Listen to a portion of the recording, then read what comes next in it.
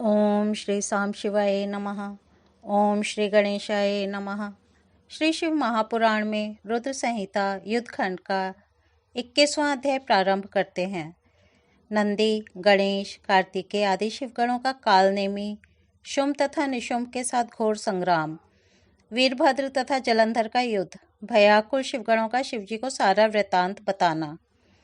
सनत कुमार बोले, तब नंदी, गणेश, कार्तिकेय आदि गणाधिपतियों को देखकर वे दानव द्वंद्व युद्ध करने के लिए क्रोधपूर्वक दौड़े।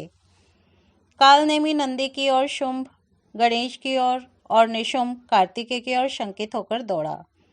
निशुंभ ने कार्तिकेय के मयूर के हृदय में 5 बाणों से वेगपूर्वक प्रहार किया, जिससे वह मूर्छित होकर पृथ्वी पर गिर पड़ा। तब कुमार ने क्रोधित हो 5 बाणों से उसके रथ, घोड़ों और सारथी पर प्रहार किया। इसके बाद रण दुर्मद उन वीर कार्तिकेय ने अपने दूसरे तीक्ष्ण बाण से देवशत्रु निशुंभ पर बड़े वेग से प्रहार किया और घोर गर्जना की। महाबली निशुंभ नामक असुर ने भी युद्ध में गर्जना करते हुए उन कार्तिकेय पर अपने बाण से प्रहार किया। तब कार्तिकेय ने जब तक क्रोध से अपना शक्ति नामक आयुध लिया, इतने में निशुंभ ने वेगपूर्वक अपनी शक्ति से उन्हें गिरा दिया। हे व्यास, इस प्रकार वीरध्वनि करके गरजते हुए कार्तिकेय एवं निशुंभ का वहीं पर घोर युद्ध होने लगा। नंदीश्वर ने भी अपने बाणों से कालनेमी को बेध दिया। उन्होंने अपने 7 बाणों से कालनेमी के घोड़े, सारथी, रथ तथा ध्वजा का छेदन कर दिया। तब कालनेमी ने क्रुद्ध होकर अपने धनुष से छूटे हुए अत्यंत तीखे बाणों से नंदी का धनुष काट दिया। उसके बाद नंदीश्वर ने उस धनुष को त्याग कर शूल से महादैत्य कालनेमी के वक्षः स्थल पर जोर से प्रहार किया। इस प्रकार घोड़े और सारथी के नष्ट हो जाने पर एवं त्रिशूल से वक्षः स्थल के फट जाने पर उसने पर्वत का शिखर उखाड़कर नंदीश्वर पर प्रहार किया।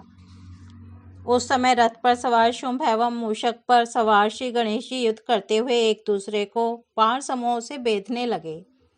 उसके बाद गणेश जी ने शुंभ के हृदय में बाण से प्रहार किया और 3 बाणों से सारथी पर प्रहार करके उसे पृथ्वी पर गिरा दिया। तब अत्यंत कुपित शुंभ भी बाण वृष्टि से गणेश जी को तथा 3 बाणों से मूषक को बेधकर मेघ के समान गर्जन करने लगा। बाणों से छीन अंग वाला मूषक अत्यंत पीड़ित होकर भाग चला, जिसके कारण गणेश जी गिर पड़े और वे पैदल ही युद्ध करने लगे। फिर तो उन लंबोदर ने परशु से शुंभ के वक्षः स्थल पर प्रहार करके उसे पृथ्वी पर गिरा दिया। तदनंतर वे पुनः मूषक पर सवार हो गए। गणेश जी समर के लिए पुनः उद्यत हो गए और उन्होंने हंसकर क्रोध से शुंभ पर इस प्रकार प्रहार किया जैसे अंकुश से हाथी पर प्रहार होता है। तब कालनेमी एवं निशुंभ दोनों ही क्रोधपूर्वक एक साथ सर्प के समान तीक्ष्ण बाणों से शीघ्रता से गणेश पर प्रहार करने लगे। तब महाबली वीरभद्र ने इस प्रकार पीड़ित किया जाता हुआ देखकर बड़े वेग से करोड़ों भूतों को साथ लेकर दौड़े। उनके साथ कूष्मांड, भैरव, वेताल, योगनिया, पिशाच, डाकनिया एवं गण भी चले। उस समय उन लोगों के किलकिला शब्द, सिंहनाद, घर घर एवं डमरू के शब्द से पृथ्वी निनादित होकर कांप उठी। उस समय समरभूमि में भूतगण दौड़ दौड़कर दानवों का भक्षण करने लगे और उनके ऊपर चढ़कर उन्हें गिराने लगे और नाचने लगे। हे व्यास, इसी बीच नंदी और कार्तिकेय को चेतना आ गई और वे उठ गए तथा रणभूमि में गरजने लगे। वे नंदीश्वर एवं कार्तिकेय शीघ्र रणभूमि में आ गए और अपने बाणों द्वारा दैत्यों पर निरंतर प्रहार करने लगे। तब छिन्न भिन्न हुए दैत्यगण पृथ्वी पर गिरने लगे और उन गिरे हुए दैत्यों को भूतगण खाने लगे। इससे दैत्यों की सेना विषादग्रस्त तथा व्याकुल हो गई। इस प्रकार प्रतापी नंदी, कार्तिकेय, गणेश जी, वीरभद्र तथा अन्य गण युद्ध भूमि में जोर जोर से गरजने लगे।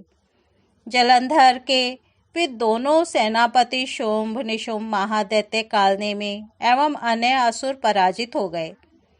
तब अपनी सेना को विध्वस्त हुआ देखकर बलवान जलंधर ऊंची पताका वाले रथ पर सवार हो गणों के समक्ष आ गया।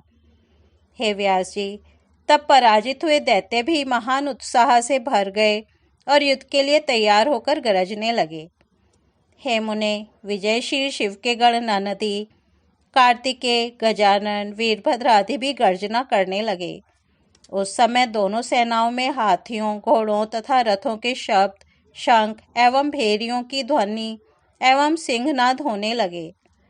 जलंधर के बाण समूहों से द्युलोक तथा भूलोक के बीच का स्थान उसी प्रकार आच्छादित हुआ जैसे कोहरे से आकाश आच्छन्न हो जाता है। वह नंदी पर 5, गणेश पर 5 और वीरभद्र पर 20 बाणों से प्रहार करके मेघ के समान गर्जन करने लगा। तब रुद्रपुत्र महावीर कार्तिकेय ने बड़ी शीघ्रता से अपनी शक्ति द्वारा उस दैत्य जलंधर पर प्रहार किया और वे गर्जन करने लगे।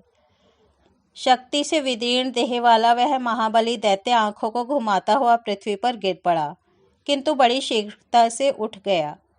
इसके बाद उस दैत्य श्रेष्ठ जलंधर ने बड़े क्रोध से कार्तिकेय के हृदय में गदा से प्रहार किया। हे व्यास जी, तब वे शंकर पुत्र कार्तिकेय ब्रह्मा के द्वारा दिए गए वरदान के कारण उस गदा के प्रहार को सफल प्रदर्शित करते हुए शीघ्र पृथ्वी पर गिर पड़े। इसी प्रकार शत्रुहंता एवं महावीर नंदी भी गदा के प्रहार से घायल होकर कुछ व्याकुल मन हो पृथ्वी पर गिर पड़े। उसके बाद महाबली गणेश जी ने अत्यंत क्रुद्ध हो शिवजी के चरण कमलों का स्मरण करके बड़े वेग से दौड़कर अपने परशु से दैत्य की गदा को काट दिया। वीरभद्र ने 3 बाणों से उस दानव के वक्षः स्थल पर प्रहार किया तथा 7 बाणों से उसके घोड़ों, ध्वजा, धनुष एवं छत्र को काट डाला। तब दैत्येंद्र ने अत्यधिक कुपित होकर अपनी दारुण शक्ति को उठाकर उसके प्रहार से गणेश को पृथ्वी पर गिरा दिया और स्वयं दूसरे रथ पर सवार हो गया। इसके बाद वह दैत्येंद्र क्रोधित होकर अपने मन में उन वीरभद्र को कुछ न समझकर वेग पूर्वक उनकी ओर दौड़ा। दैत्यराज महावीर जलंधर ने तीखे बाण से शीघ्रतापूर्वक उन वीरभद्र पर प्रहार किया और गर्जना की। तब वीरभद्र ने भी अति क्रुद्ध होकर तीक्ष्ण धार वाले बाण से उसके बाण को काट दिया और अपने महान बाण से उस पर प्रहार किया। इस प्रकार सूर्य के समान अत्यंत तेजस्वी तथा वीरवरों में श्रेष्ठ वे दोनों अनेक प्रकार के अस्त्र शस्त्रों से बहुत समय तक परस्पर युद्ध करते रहे। वीरभद्र ने अपने बाणों से उस रथी दैत्य के घोड़ों को अनेक बाणों से मार गिराया और उसके धनुष तथा ध्वज को भी वेगपूर्वक काट दिया। इसके बाद वह महाबली दैत्यराज परिघ अस्त्र लेकर दौड़ा और वीरभद्र के पास शीघ्र जा पहुंचा। उस महाबली वीर समुद्रपुत्र जलंधर ने उस विशाल परिघ से वीरभद्र के सिर पर प्रहार किया और गर्जना की। उस महान परिघ से गणेश्वर वीरभद्र का सिर फट गया और वे पृथ्वी पर गिर पड़े। उनके सिर से बहुत रक्त बहने लगा।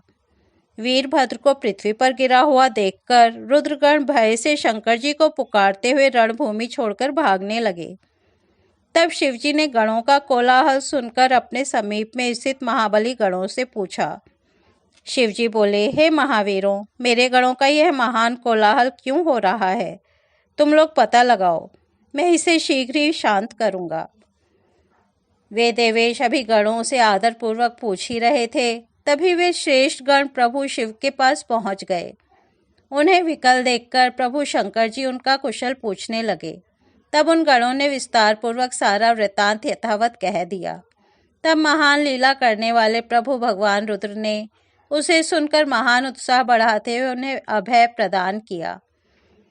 इस प्रकार श्री शिव पुराण के अंतर्गत द्वितीय रुद्र संहिता के 5वें युद्ध खंड में जलंधर वधोपाख्यान में विशेष युद्ध वर्णन नामक 21वां अध्याय पूर्ण हुआ। कल हम 22वां अध्याय सुनेंगे। तब तक यही विराम देते हैं। ओम नमः शिवाय।